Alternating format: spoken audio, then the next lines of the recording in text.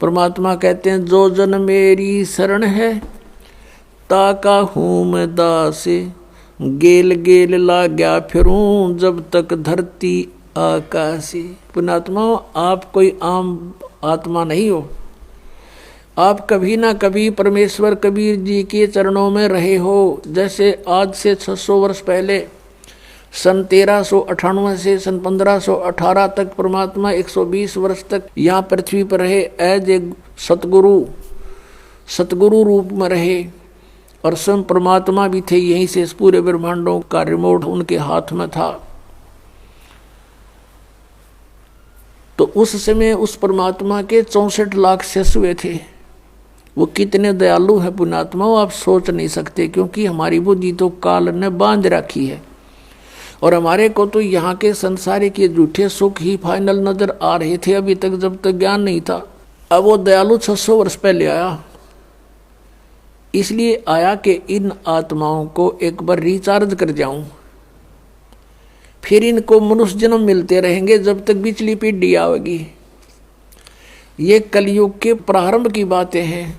सन 1398 संवत 1455 ये ज्येष्ठ सुदी पूर्णमासी को परमात्मा सतलोक से चल कर आए, अपने निज स्थान से, उस ध्रुवलोक से, तेजों में स्थान सतलोक से, और एक कमल के फूल पर बनारस के अंदर काशी शहर में, शहर के बाहर वन में एक लहरतारा सरोवर में खिले कमल के फूल पर आकर प्रकट हुए। वो प्रथम चरण था कलयुग का। अब ये बिचली पीढ़ी, ये मध्य का समय है कलयुग का, और कलयुग का लास्ट जो होगा उसके विषय में बताया कि उसमें सब कृतघ्नी प्राणी हो जाएंगे। कोई भी धर्म कर्म को नहीं मानेगा, शराबी कबाबी मांसाहारी, एज बहुत कम हो जाएगी, 20 वर्ष की उम्र मनुष्य की रह जाएगी एंड ऑफ द कलयुग में, कलयुग के लास्ट में।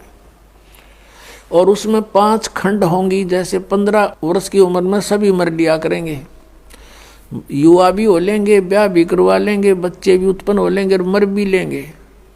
और उसमें 5 वर्ष की लड़की विवाह होते ही 5 वर्ष की लड़की के बच्चे उत्पन्न होने लग जाएंगे कलयुग के लास्ट में, और बिल खोद के प्राणी रहा करेंगे।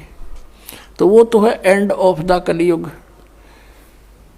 और अब है ये मध्य, और प्रथम पीढ़ी परमात्मा की जब मालिक आए थे वो थी, और अब है बिचली पीढ़ी।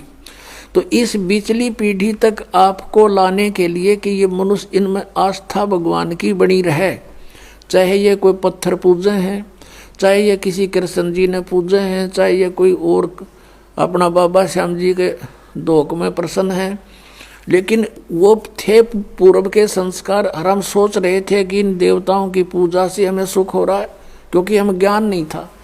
जैसे ये दास भगवान श्री कृष्ण का विशेष पुजारी था, भगवान विष्णु समझो, कृष्ण श्री राम, भगवान शंकर, हनुमान जी का पुजारी, यानी जैसे सारी कौड़ी भर रहे थे। पहले साधली साधना कराया करते थे।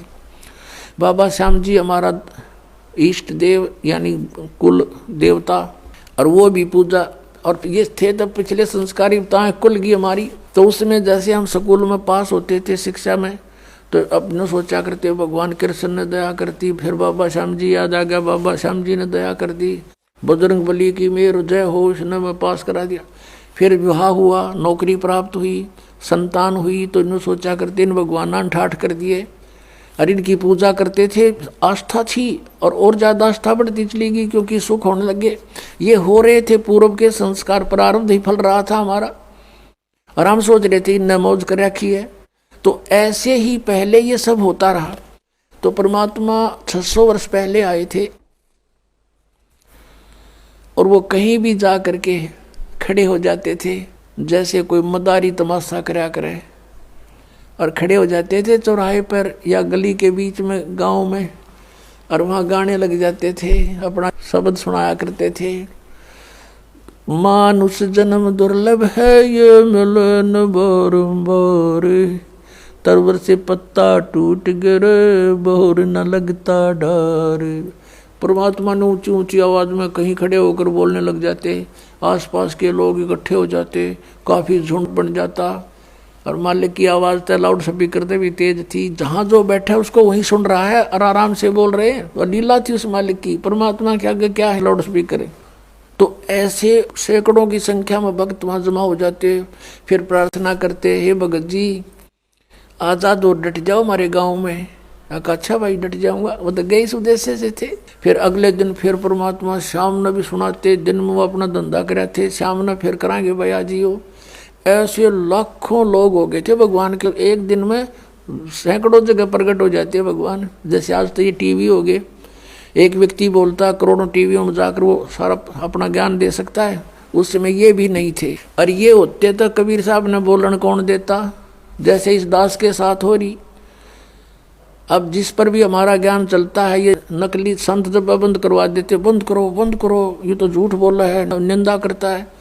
तो परमात्मा ने दूसरा तरीका अपना लिया, उस टाइम चलने की जरूरत ना पड़ी।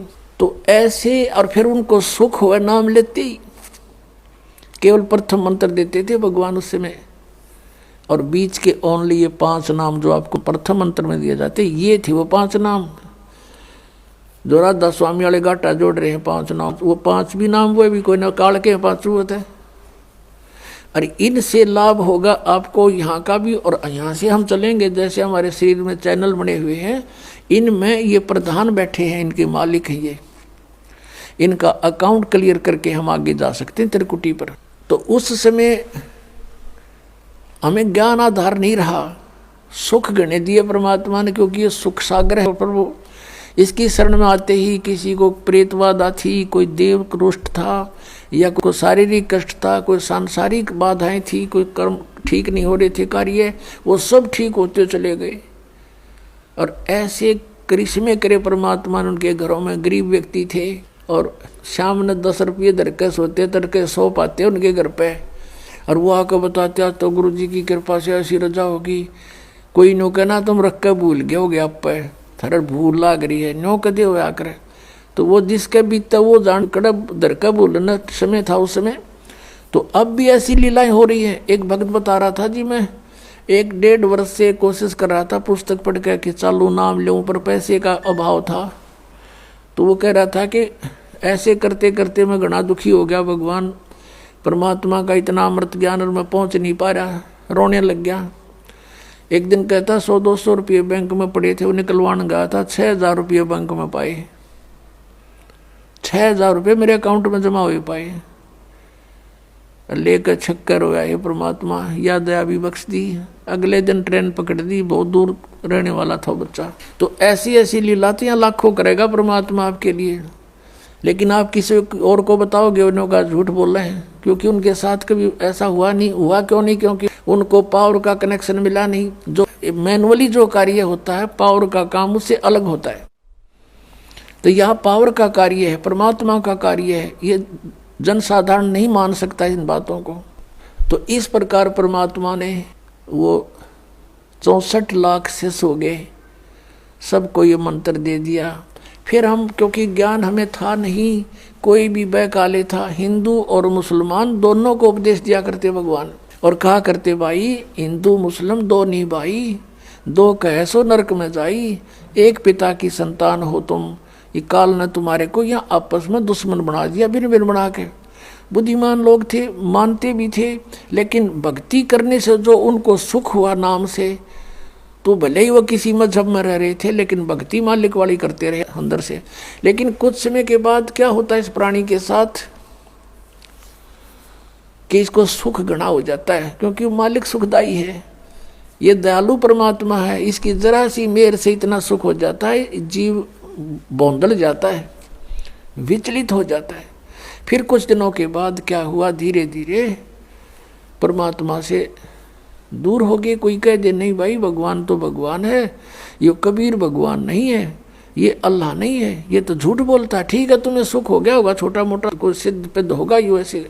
तो इस तरह उन्होंने, हमें ज्ञान ना होने से अपने मजहब के लोगों ने परमात्मा से हमें पुनः दूर कर दिया, लेकिन उस मालिक का उद्देश्य था वो पूरा हुआ।